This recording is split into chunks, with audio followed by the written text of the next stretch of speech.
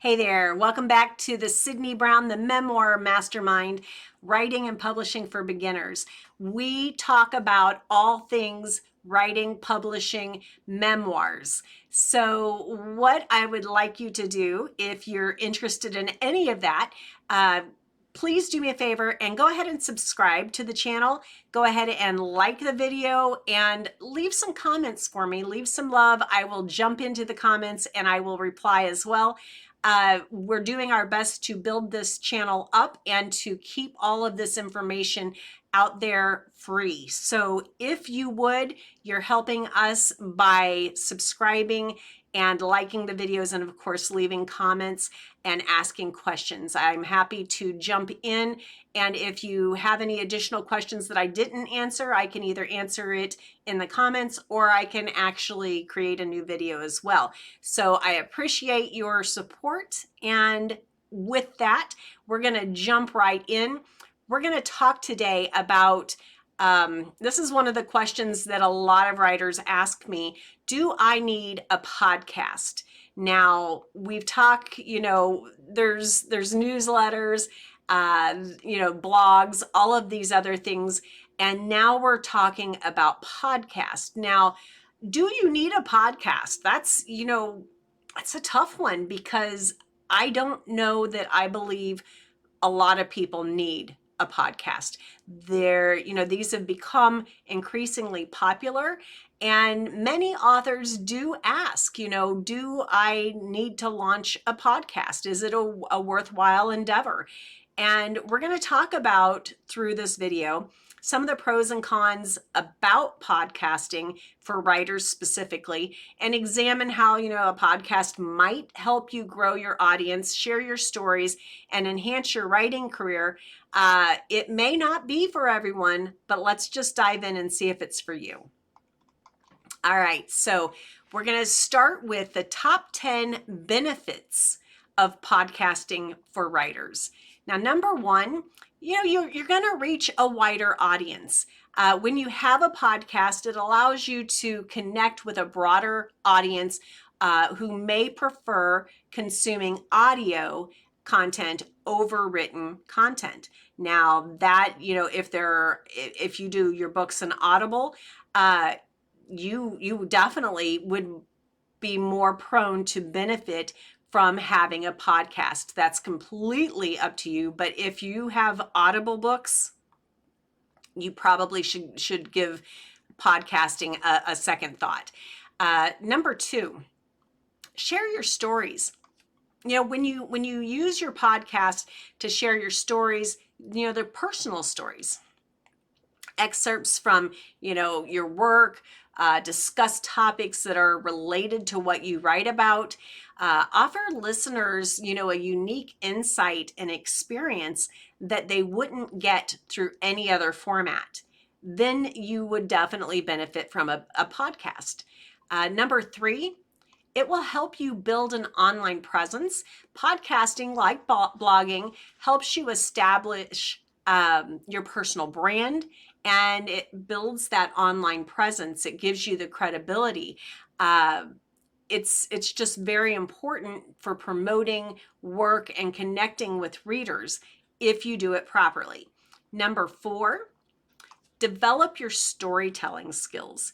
Now, this is one of the main reasons why I would recommend doing a podcast, is you're speaking and you learn how to do things more on the fly than just in, prepping and scripting yourself.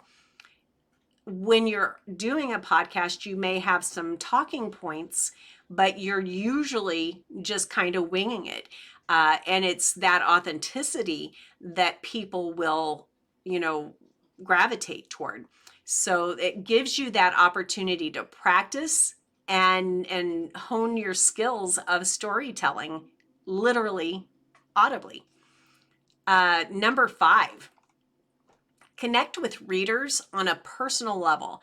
Podcasts offer, a more intimate connection with your audience. It allows you to convey your personality more, and it creates a loyal following. So, if you're just talking like I am now, uh, when you're able to be yourself, and you laugh at something stupid that you say or whatever, and like, like that, it actually, your listeners are able to lighten up, and they recognize your authenticity. They appreciate it. Sometimes you may be a little too authentic, but for most people, listeners want to know who you are. They want to know, do they vibe with you, or are you fake? Different things like that. So that connection on a personal level is a really great way to build more loyalty and more connection. Now, number 6, networking opportunities. You may think, I don't know how a podcast is going to open the door to network possibilities, but man, it will, because here's the thing. If you have a podcast, you may run out of things to talk about. And you have this specific niche that you're covering. But at some point, and this is usually what happens, the people who have a podcast, they end up interviewing and inviting others within that same realm.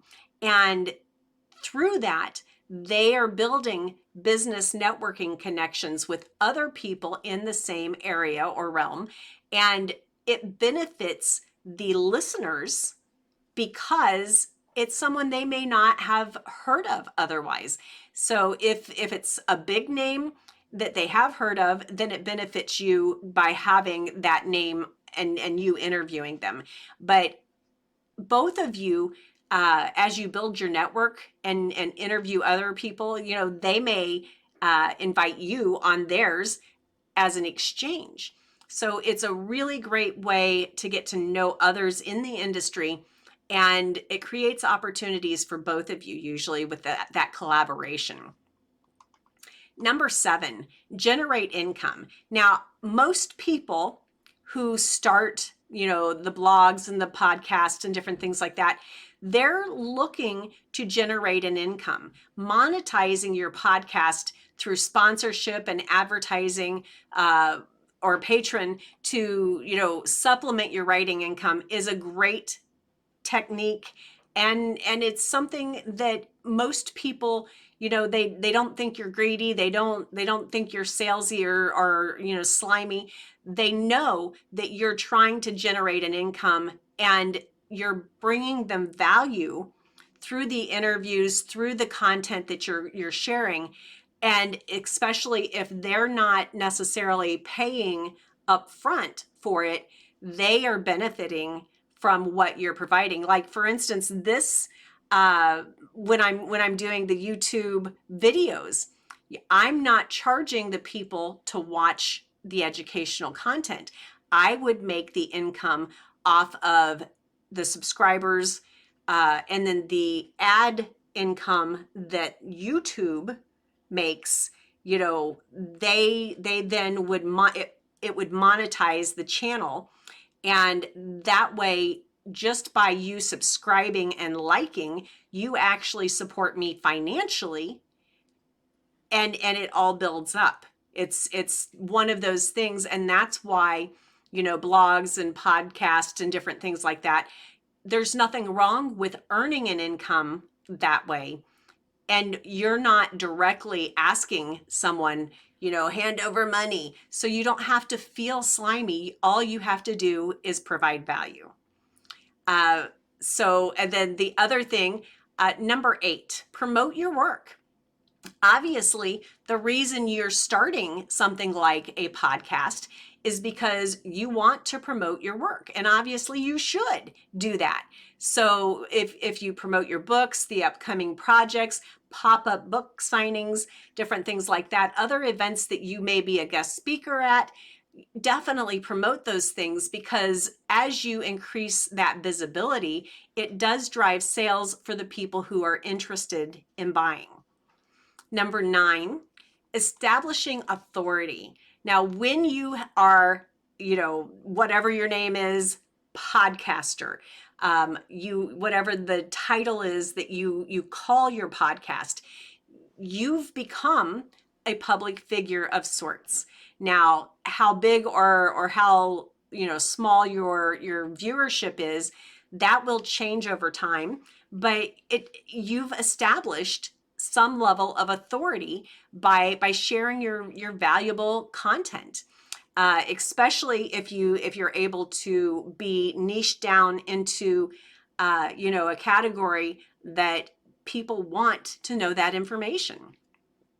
Now, number 10, gain some speaking opportunities. One of the really great things about doing whether it's video or podcast is you get better at speaking. You kind of have to learn how to do some self-talk inside and be like, oh gosh, stop, don't say that, and by doing that, you're able to control the things that you let out of your mouth.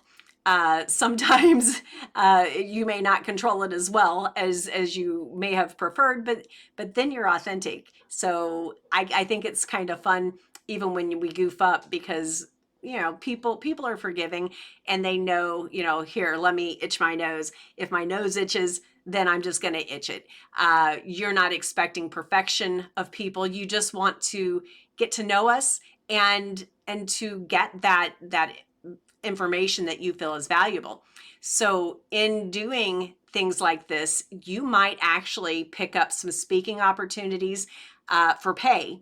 And by doing that, it could lead to you leading workshops or other events and just further enhancing your credibility and reach. It's a cycle that can take off.